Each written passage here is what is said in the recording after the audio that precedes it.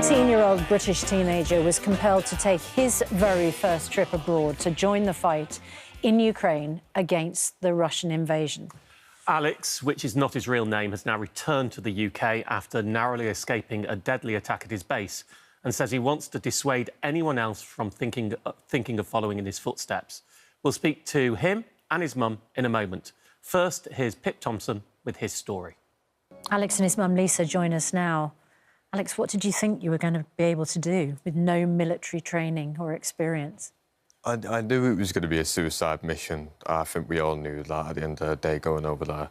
But I wanted to just go and help the civilians. I wanted to go and get the ones from the east, from the south, just into a safe place like Poland or a different country.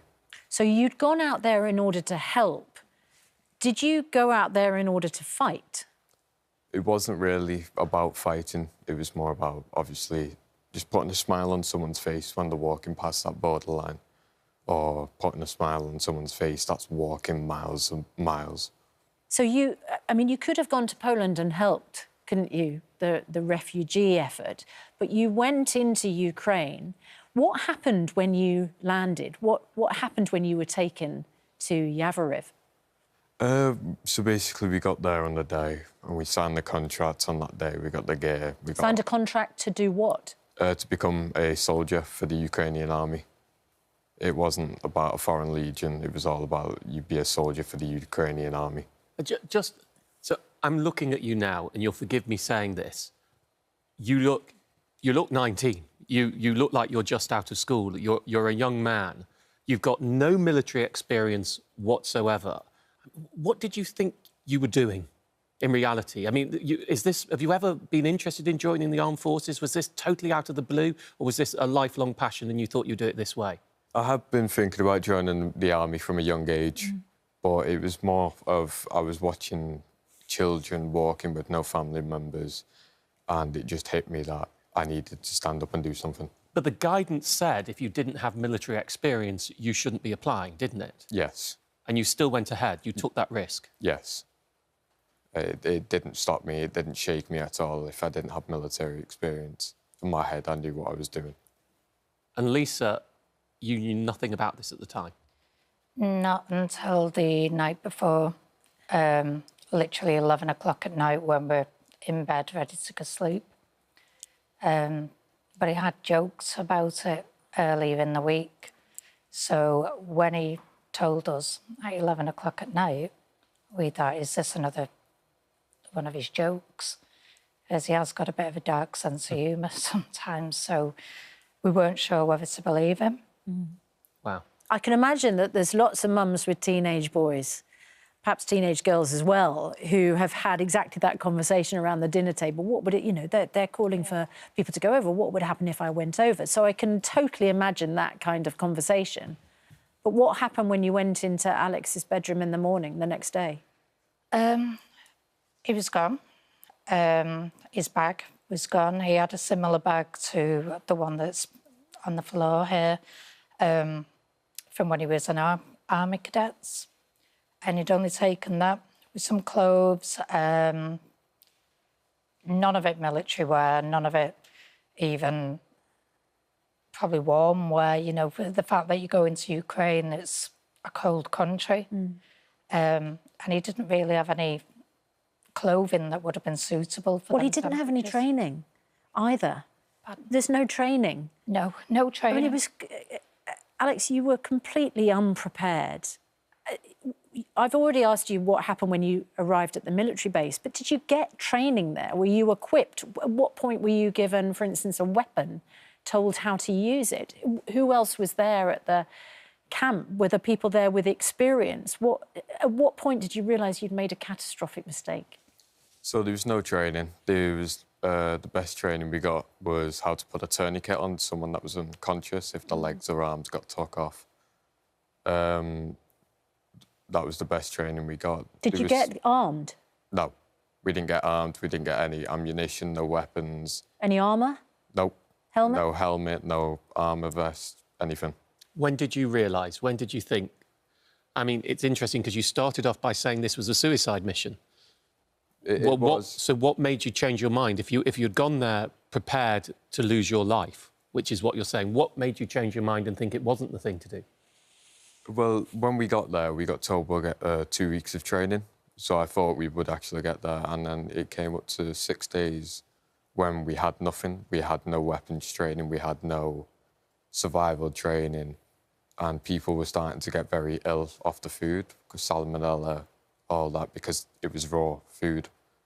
So it just turned off into the 6th day, and I was just thinking, these aren't capable living conditions to live in. These aren't capable food supplies. There's no medication there for the people that are sick or have wounded themselves while on camp. And then the bombs started to fall? Yes. 6:03 in the morning, we heard the first one shoot straight past the accommodation we were in. It was a bright yellow accommodation with red underneath, so even if a fire did start, it'd be easy to see, and there was no camouflage around it or anything. How did you feel? Were you scared? Did you think at that moment regret? Did you think you were going to make it? I didn't think I was going to make it, no. As soon as I heard that first missile go past, I kind of snapped into a calm state. I got my boots on, I got something warm over me, and I ran straight out into the forest looking for the nearest trench to jump in. As soon as we got into the forest, I started seeing and hearing explosions all around me. And it was worrying, because every time you'd hear a whistle go over your head, you jump onto the floor and you'd think it was your last. But when you heard the explosion or you saw the fire light up the sky, you kind of felt relief that you were still alive and you were still going. And it was at that point where you get back up and you just keep running and you keep looking for a trench to just bunker down in. Did you know the people who were killed in that attack? I know a few people that were killed in this attack. Some of them I was with there for the whole 6 days. Some of them I met in Poland, and obviously they passed away, and I saw some of their faces and body bags. Lisa, I mean, when you listen to that, that could have been your son. Yeah. As soon as because obviously I've been watching the news every day, and I knew where he'd crossed over from Poland was over to Lviv, the border. So even though I didn't know exactly where he was in Ukraine, I presumed that it would have been around that area. So when I heard that the missiles had hit, I felt sick. It's literally the first thing that I'd seen on my phone, on the news on my phone in the morning, and I felt sick, and I just went into panic mode, trying to text him through every kind of text message, you know, WhatsApp, not just normal text. And then I went onto my computer. I'm trying to think, how else can you track a phone? Can you track it by its IMEI? Can you do GPS? Because he had his location turned off. So I'm going through all these questions. It's like your head's on a hamster wheel and you're constantly trying to find it. As long as you know where he is, then I'd know that he was safe or not. But no, it wasn't until later on that evening that we finally got a message. Thank heavens. But it was from some other person's Facebook page, Facebook profile. And I know there's been a lot of scams going on recently, and I wasn't sure if that was true or not.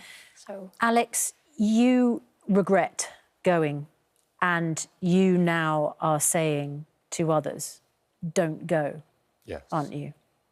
What would you say directly to someone who is considering doing exactly what you did?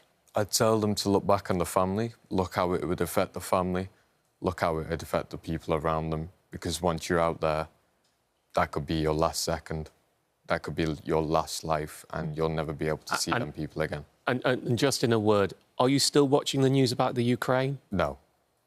No. I shut everything off about Ukraine around me. Because? Just so I don't feel that emotion again, so I don't feel that hatred to just go back over there, because it'd be a stupid idea to go back over there. Thank you both. Thank you both for telling your story, difficult as it is. and for coming in.